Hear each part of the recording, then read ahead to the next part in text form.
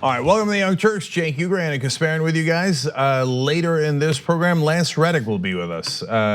He's going to do the second hour with us, cover some of the top news stories, and then I'll do an interview with him afterwards. He's an actor. He's also a composer and songwriter as well. And he's on some of the best shows of all time, including The Wire, Oz, and Lost, among many others. And so it's going to be great to have not only an actor who has been in some terrific roles, but a wonderful progressive on the panel as well for you guys. Now, huge stories coming out of the Trump administration, obviously. Head of Department of Homeland Security is gone, head of Secret Service is gone. New heads are going to roll soon. Some of the nominees are being withdrawn. It is complete, utter chaos and madness. Trump is back to tweeting like a maniac on Twitter, and back at being angry at the Mueller report. What happened? I thought it was complete and total exoneration. Interesting. Apparently it's not. What did I tell you? You think he read that report? He didn't read it. It's 400 pages. He didn't read 399 of them. Okay, or actually any of them, right? All he read was Barr's summary. He didn't even read Barr's summary. For reading the first page? No way, no way. And Barr's summary was 4 pages. That's 3 pages too long. So of course he had no idea what was in the report. Now come to find out what's in it, and he's in a panic. Don't release it. What happened? Okay, so all of these are massively important stories, but perhaps not as important as the story about Iran. So, and we get back into full chaos with the Trump administration. And also, given how many heads he has now taken out and how many illegal orders he has given, I'm back to tick, tick, tick, tick, tick, tick, tick, tick. There's only so many loyalists you can kill off before it comes back to bite you. But let's see what happens. Now, let's do the news and you guys make up your own minds. All right. The Trump administration, with the help and assistance of an immigration hardliner like Stephen Miller, is conducting a major shakeup within the administration. Now, Kirstjen Nielsen, who is the head of the Department of Homeland Security, has been fired or pushed to resign, to be fair. Now, she released a video statement about this, so let's take a quick look at that and I'll give you more details. I just want to thank the president again for the tremendous opportunity to serve this country. I share the president's goal of securing the border. I will continue to support all efforts to address the humanitarian and security crisis on the border. And other than that, I'm on my way to keep doing what I can for the next few days. Yeah, she's trying to put on a brave face there, and obviously a political statement to not rock the boat too much. But in reality, her and her allies are leaking like a sieve all over the press. And they're telling you what actually happened. And it is not a pretty picture. So let's tell you what she's secretly telling the press. Right, so first off, we all know that Kirstjen Nielsen and Donald Trump have had a tumultuous relationship. Before Trump launched his zero tolerance policy of taking children away from their parents at the border, he got into some sort of heated, I wouldn't even call it an argument. It's been described as Trump berating Kirstjen Nielsen for her refusal to implement that policy. And then of course later she decided to follow through with it. And publicly she says that she, again, shares Donald Trump's vision for border security. But that was a terrible thing to carry out. And it appears that she was also pushing back against some of Donald Trump's more recent demands, including shutting down the border and also denying acceptance of asylum seekers, which is illegal. You can't do that. And so those conversations essentially led to Trump pushing her out of her position. Now, another thing to keep in mind is that she had visited Central American countries, particularly Honduras. She traveled to Honduras to sign a regional compact with officials from Guatemala, Honduras, and El Salvador. And immediately after that, Trump said that he was gonna cut aid and funding to these countries. This is right after she agreed to a compact with these countries. So he would consistently undercut her efforts in trying to solve this immigration issue, and he would get angry at her because she wouldn't carry out unlawful actions that Donald Trump expected her to do, like shutting down the border or refusing to accept asylum seekers into the country. Let's now talk about things and the order of insanity that Trump's orders were to Nielsen. Okay, so first of all, what Anna mentioned about going to negotiate with the Central American countries, she does that because both right wing and left wing, everybody agrees that part of the problem is the economic conditions in those countries, and if you properly incentivize their government, they're going to want to work with us more to help stem the tide of immigrants coming out of those countries. Because earlier, our number one issue in undocumented immigrants was people coming in from Mexico looking for jobs. Now that is not the issue anymore. It's people coming in from the Central American countries basically running for their lives. So she goes to address that in a way that is universally praised. One day later, Trump does the exact opposite and says, I'm cutting all aid off, all of it. Now, even right-wing people, even people who are massively against immigration are like, no, don't do that. This is a way that we control those countries and help them. Both are true, okay? And now there's gonna be more chaos and more people coming to the border. So that's under the category of very ill-advised and incredibly unprofessional to undercut your own cabinet member without even looking into the deal that she made a day after she makes the deal. It's not just undercutting her, it undercuts the United States of America, because it says, do not listen to any of our negotiators, no matter how senior they are, because the president will reverse them in a tweet without giving it a second thought. So nothing that any representative of the United States of America says under Trump means anything. Don't bother talking to them, because only Trump decides. Can I jump in, because I want to add to that point. Not only can you not trust anything a Trump official says, you can also count on Trump saying one thing one day and then immediately changing his mind the next. So the whole debate over shutting down the border, everyone was in agreement, with the exception of Donald Trump, that shutting down the border would be a disaster for our economy, and it would be disastrous for the auto industry. And so his aides finally convinced him to lay off all the shutting down the border talk. But today, he's continuing with these tweets about shutting down the border. I'll give you an example. More apprehensions, captures, this is graphic 5, at the southern border than in many years. Border Patrol amazing, country is full, system has been broken for many years. Democrats in Congress must agree to fix loopholes, no open borders, crime and drugs. I mean, will close southern border if necessary. So that fragmented, jumbled up nonsense that you just read ends with, will shut down the border if I don't get what I want. So he's still threatening to shut down the border. And with Trump, you never know what you're gonna get. You never know if he's gonna wake up one day and decide, yeah, let me go take the nuclear option like he did with the 35-day government shutdown and be super defiant and do exactly what everyone has told me not to do, because it would be bad, not just for the country, but it would be bad for his administration. So Nielsen allies, like I said, are leaking all over the press now. And one of the things they say is that Trump in the recent days has become, quote, increasingly unhinged. So now he was already unhinged to begin with. Now, fair is fair. You could say, hey, look, she just left the administration, basically asked to leave, technically a resignation, but really a firing. So hey, maybe they're leaking because they're bitter about it. Okay, her and every other person within the administration that reports the same exact thing. So if it was by itself, I'd say, hey, buyer beware. Within the context of every other story, sounds exactly right. One other person close to Nielsen said, in terms of immigration policy, they failed with the courts and with Congress, and now they're eating their own. And that is exactly right. That's what's gonna get me to tick in a second. But now let's move on to the two other gigantic issues. So undercutting your own representative with those Latin American countries, any other administration, it would be one of the worst scandals that ever happened. They'd be like, did you not know what your Department of Homeland Security was negotiating?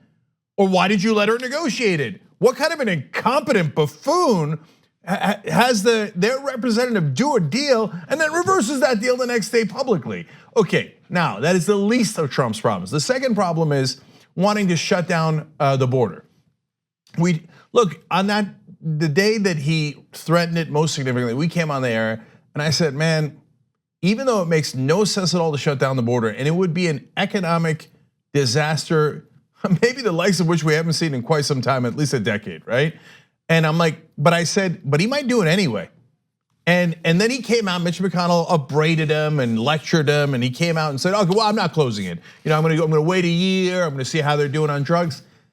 But what did I tell you? He can't help himself, so he's out there tweeting, just Anna read it to you earlier. Our country's full, I might close down. It turns out on March 22nd, he gave an order to close down the border, the port at El Paso in Texas, to not only Nielsen, but also to Secretary of State Mike Pompeo. And they're not listening to his orders anymore. Right. Because some of them are so advised the country's gonna blow up. Now, which gets to point number 3, some of them are just flat out illegal. So he tells not only those guys, but he tells agents that it would enforce it in a meeting, you are to no longer accept asylum seekers. But that violates US law. Yes. So then he leaves the room, I don't know if it was physically or if it was a call, but Trump's no longer in the meeting. And then the agents look at their leaders, according to the sourcing, and they go, so what do we do? And the leaders within the Trump administration say, don't do it. Ignore the president. That is an illegal act. You'll be personally liable, okay?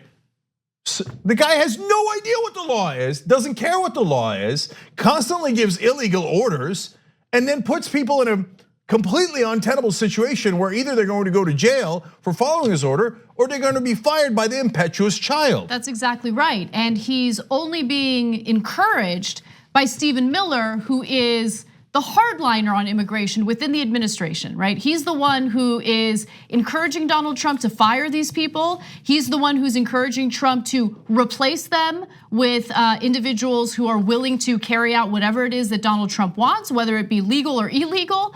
And so Stephen Miller is getting exactly what he wants. He's been fear-mongering about migrants and foreigners for a very long time, and he is the exact type of yes man that Donald Trump needs by his side in order to justify some of the actions that he's taking right now. So for people who are happy that Kirstjen Nielsen is out, I get you, she was terrible, and she carried out these horrible policies because she enjoyed her position of power. She was much more willing to remain in that position of power and carry out these policies. But I'm concerned about whoever is now gonna replace these people, what they're gonna do, whether they're gonna listen to Donald Trump, because we do have laws, especially when it comes to asylum, and he has no interest in following them. And he's been on the record multiple times saying that he has no respect and doesn't see the value in having immigration judges. So this situation is only gonna get worse. And to be honest, this is me predicting, but I would not put it past him to shut down the border. That's how defiant and insane he is. He just does not understand the consequences of his actions and his decisions. When someone tells you, and not just someone, but everyone in your administration tells you, sir, that is illegal, we cannot do it. Most rational people would say, oh, that's interesting. Even if you wanna do it and you wanna figure out how to do it, you'd say, okay, how do we A, change the law? Or let me do a conspiracy here where I get my allies and we figure out how to break the law. But what you don't say in front of everyone in the government is, who cares? Just break the law. All of you break the law. Why would you say that? Because you're maniacally stupid. You don't know anything. This is why, look guys, I keep saying the emperor has no clothes on, and we have CNN right now having, I'm sure, a 50-50 debate with a Trump supporter and someone who's not a Trump supporter. It's not 50-50. The president is giving illegal orders. And CNN, to be fair to CNN, they're reporting that. Jake Tapper broke some of these stories, okay?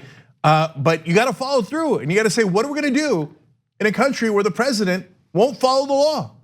So he can keep on firing people. He's got a new guy coming in to be the top border enforcement officer, Kevin McAleenan.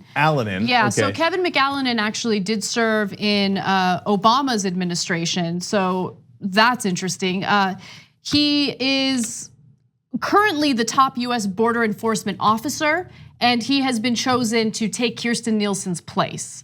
So I don't know if he is going to carry out all of the demands that Donald Trump has, But if he does, things are about to get a lot worse. So this McAllen guy appears to be deeply political, and he got along with Obama fine. Then Trump comes in, all of a sudden he becomes a massive right winger, and is one of the people who was most instrumental in and supported separating families at the border, and that's probably why Trump picked him. But he's also a careerist and cares a lot about protecting his own reputation. He's married to a Salvadoran immigrant. He wrote his honors thesis on marriage equality. So I don't know, and I can't predict what he's going to do inside the Trump administration, because he went from a moderate to a massive right winger overnight because it helped his career. On the other hand, he also appears to be a guy that if you give him an illegal order is going to be savvy enough to realize not to carry out an illegal order, in which case Trump is gonna be furious with him and say, I can't believe this son of a bitch won't break the law either, and probably his time will be limited. And by the way, he's replacing a nominee, and this goes to all the 3 points I mentioned earlier. So he had nominated Ronald Vitiello as head of ICE, and then just out of nowhere, out of the blue, withdrew him and said, I want someone who's tougher. You know why? Because Stephen Miller went to Trump and mentioned that Vitiello is not in favor of shutting down the border. Because no one is. Yeah. No one in the Republican Party is. Now look, I always say, the press takes it too easy on both Republican Party leaders and their voters, because they all back Donald Trump, and over 90% of Republican voters do. So they're just as culpable as Trump, and they're just as bad in a lot of ways. But on this issue, to be fair, no other Republican, with the possible exception of Stephen Miller, is on Donald Trump's side. Mitch McConnell, all the Republican politicians in Congress, all the Republican think tank guys, all the Republican donors are like, shut down the border and stop all trade? That would be the dumbest thing we've ever heard in our entire lives, and it would be an economic disaster immediately. And Trump's like, yeah, I need somebody to do it, okay? I want to shut it down. I don't like the immigrants coming in, so I just shut border. What's the problem? You're an idiot. So this is the one issue that you can't put as culpability on the Republican Party. It's just this lone madman who has no earthly idea what he's doing. The Republican leaders on Vitiello apparently went to the White House and they're like, why did you withdraw him? You nominated him. We didn't nominate him. You, Donald J. Trump, nominated Vitiello, and then all of a sudden you turn around and say, oh, I'm withdrawing him because he's not tough enough, because he doesn't want to close down the border. First of all, none of us want to close down the border. This is what Republican leaders are telling you, right? Second of all, what, didn't you do your homework? Of course not. Oh, of course not, of course not. Didn't you know that he didn't want to shut down the border? And how are you going to find a guy who's going to say, oh yeah, let's ruin the entire American economy by shutting down the border? Oh yeah, let's say for the asylum seekers, sorry, we're not following the law anymore, we're full. You're not, look, if you find a guy like that, okay, and if McAllen turns out to be that guy, and then you're gonna cry when later people investigate you for breaking the law because you're doing it right out in the open, and then you're gonna say, oh, 13 angry Democrats, witch hunt, et cetera, and then we're gonna find out if this system holds or not. Because if he keeps putting people into power that will follow illegal orders as opposed to opposing illegal orders, well, we're not gonna have the government we have now. We're not gonna have a democracy like we used to. So, as horrible as Nielsen was, and she nearly resigned a while back now, okay? And she had written her resignation letter in the middle of the separation of families crisis, which she initially, apparently, internally, if you believe the leaks, opposed, okay? But she decided not to resign, and she went all in with Trump. And she said, oh no, that's right, separating families, great idea, wonderful, and that's why now she's mainly known for that, et cetera. So she made her bed and she lies in, and I got no sympathy for her. I'm sure she has a career waiting for her at CNN. Well, of course. Keep it real. But if you keep knocking out deeply right-wing people simply because they will not break the law, and that is my silver lining for Nielsen. Apparently, when given an illegal order, she did not execute that order. So it's a super low bar, but apparently some are not going to clear it. And if they don't, there should be consequences. But is the system going to hold or is it not going to hold? Will he eventually find Republicans who go, illegal order? No problem at all. Can do, will do it immediately. And that's when our honestly, and it's no exaggeration, our system of government will be tested. It's being tested right now by Donald Trump. And to the point of whether he's gonna make it or not. Is he going to win, or is the American system going to win? I got the American system winning narrowly. Okay, it's a toss-up, but I still think that at some point, and only because of Donald Trump's incompetence, he's gonna lose this battle. And so what does that mean? And well, that means that if you've cut off enough of your loyalists, you've got no one left to fight for you. So if they catch him on something, well, they've already caught him on things that are illegal, right? What, more illegal than the campaign finance violations and the other things that I can get into? Okay, but they catch him on something that lands politically as well as legally. You think Nielsen's gonna step up to defend him, or Mattis, or Kelly, or anyone else or Tillerson, or anyone else that was in his administration?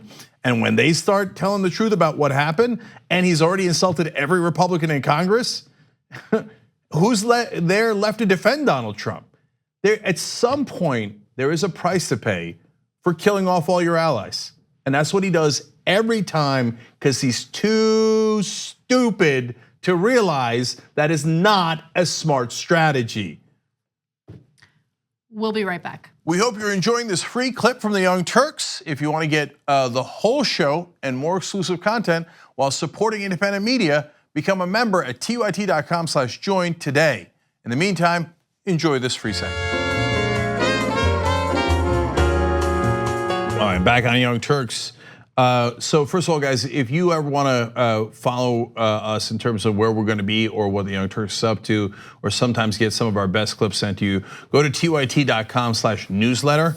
So I'm going to be in DC tomorrow, by the way, going to this great conference on patriotic millionaires who want their taxes increased. Check out Facebook for that, facebook.com/theyoungturks.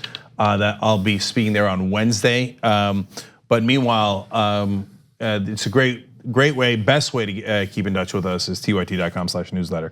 All right, let me read some comments for you guys. First member section, Shrifty says, Kirstjen Nielsen belongs in prison. Agreed. Neil says, which of the Mexican countries did she go to when she went and did the negotiations? And the Neon Donkey said, Anna said it last week, Trump doesn't want the border issue solved. That's his best angle with his supporters. 100%. This is, what else does he have? Think about it. What else does he have to rile up his base? I don't agree with you guys. Okay. No, I'll tell you why. It's two reasons. One, there's never any strategy. Two, specific to this, he is apparently, according to the inside administration officials that are saying unflattering things about him, he is legitimately really mad at Nielsen and everyone else that they can't stop the immigrants from coming in. Now, the reality is, it has nothing to do with Nielsen, it has to do with Trump's own policies. Of course, he never blames himself, but it's not like he's trying to get more immigrants, undocumented immigrants to come and for there to be a crisis. He's really pissed at how many people are coming in. He just doesn't know how to effectively manage at all. Doesn't know how to solve it. So the only thing he knows is how to yell at people, demean them, and he apparently demeaned her in front of the cabinet several times. And by the way, that humiliation you put up with For what? Was power, it worth fame, and wealth. Was it worth? I mean, this is a thing that, and we've had this conversation many times, but I have to bring it up one more time, probably again in the future though. Was it worth it? I mean, everyone who's currently serving in his administration has seen what happened to their peers. They have followed through on Trump's demands, in some cases pushed back lightly. In the case of Kirstjen Nielsen, she would deflect, she wouldn't outright deny and say, no, I can't do that. She would find clever ways to avoid carrying out unlawful actions that the president was trying to force her to do. And they got rid of her, And so if you're in the administration right now, your days are numbered. Just look at the pattern. And everybody knows it, and now the Republican senators know it too. That Trump has no allies. He will throw you under a bus. Look, I can't say that Nielsen will be the straw that broke the camel's back, because this camel's back, when it comes to the Republican Party, it's a strong back. It appears to be an unbreakable back, but I don't think it is unbreakable. I think it will break, because Trump can break anything. And so he's going to accidentally smash his own administration, his own allies. All right, let's see how that plays out. Last couple of comments here. Hangry Skywalker says, Trump's administration is like an onion of political misery. And in fact, Nielsen told people who were close to her that working in administration every day was, quote, miserable. Because look, they're following Joffrey. So they're trying to figure out, how do I make sense of things that don't make sense? And then when I do something that is rational, he yells at me and demeans me in front of everyone. How could you not be miserable? He's never given a rational order in his life. And so to try to keep up with that, all right, enjoy. They're all gonna turn on him at some point because they're gonna realize he's not in it for them. There's only one guy Donald Trump is in it for, Donald Trump. And when they realize that and they realize, oh, we're gonna be next, you idiots, then I think the Republican Party, that's the only way that they would ever turn on him. All right, Izumi Ashura says the only illegal immigrant Trump likes are the ones he can marry. And finally on YouTube, Super Chat P just simply says, left is best. Thank you. All right, what's next, Anna? All right. We have a breaking news story. A federal judge has blocked Donald Trump's program, forcing asylum seekers to remain in Mexico as they await their court hearings. Now, this is a policy of Donald Trump's that he has been bragging about, and it appears that a federal judge has deemed this unlawful. So the federal judge on Monday blocked this experimental administration policy, and it's a major blow to President Trump as border crossings have surged to their highest point in more than a decade. So in 2000 was when border crossings were actually at record levels. We haven't gotten to that point yet, but the type of migrants seeking asylum are different. These are individuals from Guatemala, Honduras, and El Salvador seeking safety because of crime and violence in their own countries. The judge says, quote, what it will mean is that nobody else can be sent to Mexico. And he also says, she also says they can't enforce this policy. No, that's not a judge, sorry. That's the ACLU attorney in the case. I'm sorry about that. Judy Rabinowitz. The story just broke, so I apologize for that. But it has been deemed unlawful. So the asylum seekers do get to come to US soil as they await their court dates. Yeah, the US District Court judge in this case was Richard Seaborg in San Francisco. And he enjoined, meaning stopped, the Migrant Protection Protocols policy days after Kirstjen Nielsen pledged to expand the program. So the judge saying, not only will you not expand it, you will stop it completely because it is not legal. So this was Kirstjen Nielsen's way of trying to legally follow an illegal order.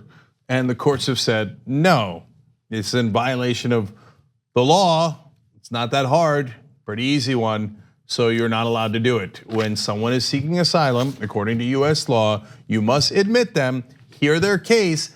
You don't have to admit them into citizenship or in the country or any pathway to citizenship. And a lot of times the asylum seekers are rejected. In fact, most of the time. But you must go through a legal process. And when Trump says, oh, I don't care, our country's full. One of our viewers just asked on Twitter, does that mean we can't have babies anymore? Okay, what does that mean, our country's full? That's not a legal doctrine. It's not something you can argue in court. And when the president says, yeah, but I just don't want to follow the law. Once again, not a winning argument in a court of law. So the fact that they were going to get rejected was obvious, and now they have been rejected. And Nielsen's already out, so she was probably relieved, like, hey man, not my problem anymore, your problem. Apparently Nielsen argued against this policy internally to begin with. Trump insisted on it. In fact, he asked agents to carry out this policy illegally first before they went through this attempt to try to put a legal veneer on it. And other leaders in the Trump administration, according to reporting from inside the White House, said to the agents, do not follow those illegal orders. You will have personal liability and responsibility. So the guy's a buffoon, doesn't know what's illegal, gives illegal orders. And then when the so-called sophisticated people inside his administration try to put some sort of desperate legal veneer to it, the courts easily block it and go, no, you can't just break the law because you're the president. Let's talk a little more about what's happening in government right now under the Trump administration. The Trump administration has fired the Secret Service director, Randolph Alice. He had been in the position since April of 2017, but he was fired following reports that a Chinese woman carrying technology with malware was able to successfully enter the Mar-a-Lago resort. She told a Secret Service official that she was there, and apparently she had a family member at the resort. Apparently there was some sort of miscommunication going on. The Secret Service officer thought, oh, maybe there's some sort of language barrier here. But by the time the woman entered the resort and was at reception, it became clear that she was not a member. She did not have a family member who was part of the resort. And it was discovered after she became very hostile that she did have malware on several pieces of technology.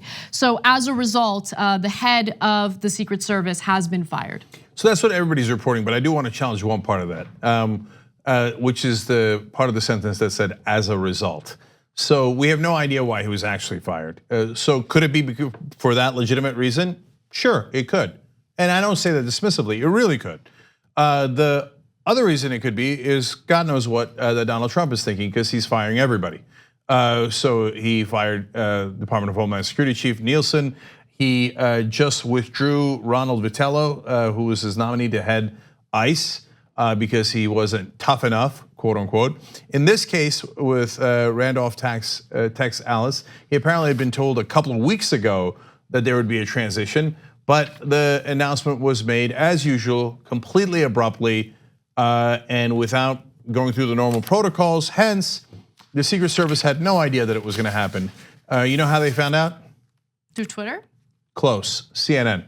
They were watching TV and they found out that the head of the Secret Service had been asked to leave, removed by Trump. And they're like, what the hell's going on? Hey, Donald Trump, you've done this 1,000 times. So I don't know why I'm giving him advice, because this would actually help him manage his administration somewhat competently. You're supposed to tell people inside the administration first before you tweet about it, or you summarily fire the guy and then it's all over the news. That's called due diligence, that's called homework. That's just called normal rational sense.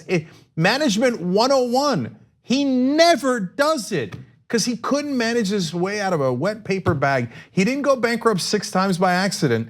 He did it because he's incredibly unintelligent. So he does it again with the Secret Service. What's his real beef with Alice? I have no idea. It might be because of the Mar-a-Lago thing, or it might have something to do with things that we don't know. But he's firing people left and right. This is, if you include the guy that he had nominated, 3 people that he's definitively getting rid of. Now there's rumors that Stephen Miller's targeting someone else who's a massive right winger in the administration, also having to do with immigration, but not right wing enough. So that'd be 4 guys if that one happens. So there's basically a purge inside the White House. Why are they purging? Because no one is right-wing enough.